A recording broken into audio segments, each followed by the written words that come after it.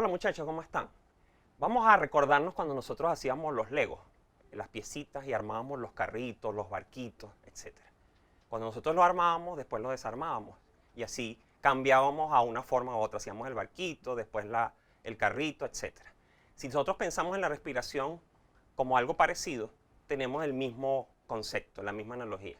Tenemos un azúcar que se descompone en pedacitos más pequeños y en ese proceso sacamos energía. Tenemos que imaginarnos a la glucosa como el carrito y la célula lo que hace es desarmarla por piezas hasta lograr las partes más pequeñas como los piecitas finales del Lego.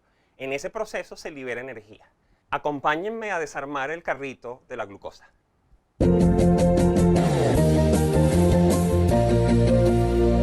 Ok muchachos, vamos a iniciar el desarmado de la molécula de glucosa. Pero como este desarmado es muy complejo, ocurre por partes. Y tenemos que hacer un marcaje para no perdernos en el camino. Nuestro carrito sería la molécula de glucosa, que se marca con dos fosfatos, que tenemos en amarillito aquí. ¿De dónde vienen esos dos fosfatos?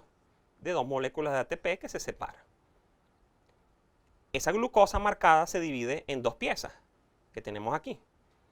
Esas piezas, dependiendo del organismo donde se encuentre, pueden convertirse en ácido acético, que es el caso del vinagre, en alcohol, que es el caso del hongo de la cerveza, o ácido láctico, que es el caso que ocurre en nuestros músculos cuando están agotados y tenemos los calambres.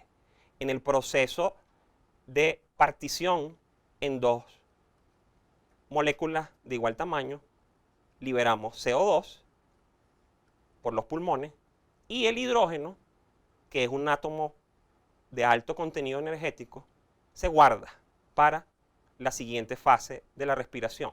Recordemos que el hidrógeno se utiliza como combustible de cohete porque es altamente energético. De hecho, si vemos, la molécula de glucosa tiene 12 hidrógenos, por lo cual tiene almacenada gran cantidad de energía.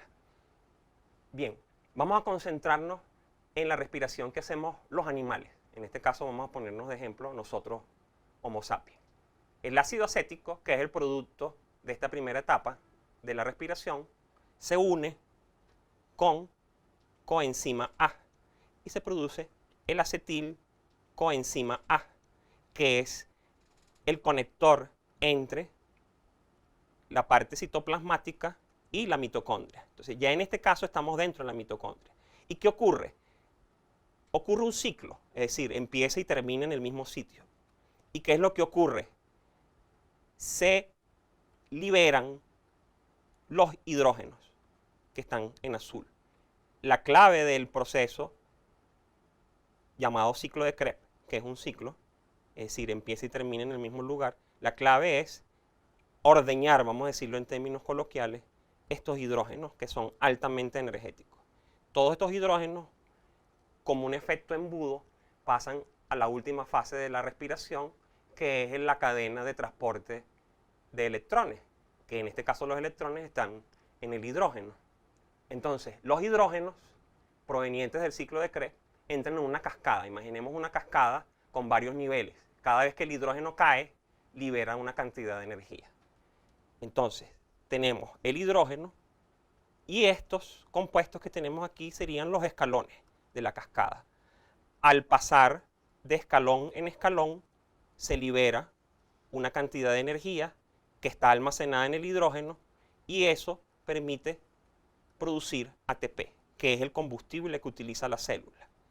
Fíjense que por cada hidrógeno se producen 3 ATP. Cuando ya el hidrógeno es totalmente ordeñado, llamémoslo así para tener una analogía, se une con el oxígeno como su aceptor final y se produce agua. Una parte queda en la célula y forma parte de ella y otra parte se libera en la respiración como vapor de agua. Si sacamos las cuentas tenemos que por cada hidrógeno se producen 3 ATP.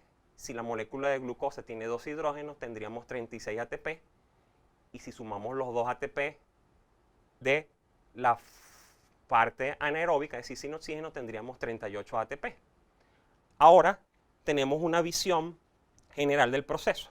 Si nos ubicamos en la célula, tenemos que una parte del proceso ocurre en el citoplasma, donde se tiene ácido acético o ácido pirúvico, se producen 2 ATP, luego entramos en la etapa mitocondrial, con el acetilcoenzima A, se da el proceso de recepción de hidrógenos que pasan por la cadena de transporte de electrones y al final se producen, dependiendo de la capacidad de la célula, 2 ATP en la respiración anaeróbica y de 32 a 36 ATP en la cadena respiratoria, teniendo como aceptor final, luego que el hidrógeno libera toda esa energía, al oxígeno para producir agua.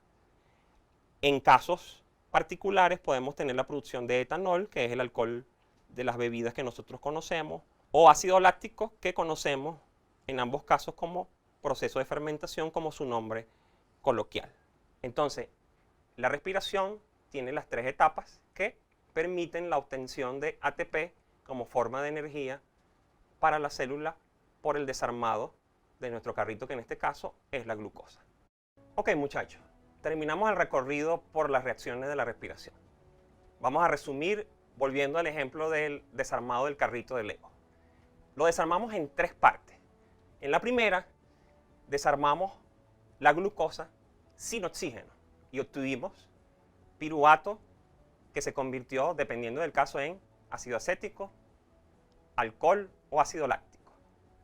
Luego, la segunda parte, el ácido acético entra a la mitocondria y sigue el desarmado, se le extraen los hidrógenos que tienen mucha energía y obtenemos el hidrógeno como fuente principal de energía acumulada.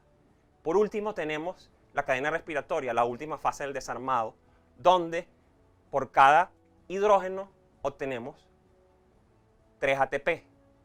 Si la glucosa tiene 2 hidrógenos y multiplicamos, tendríamos 36 ATP, que sumados con los 2 ATP de la fase anaeróbica sin oxígeno, tendríamos aproximadamente 38 ATP. Este número puede variar según el tipo de célula.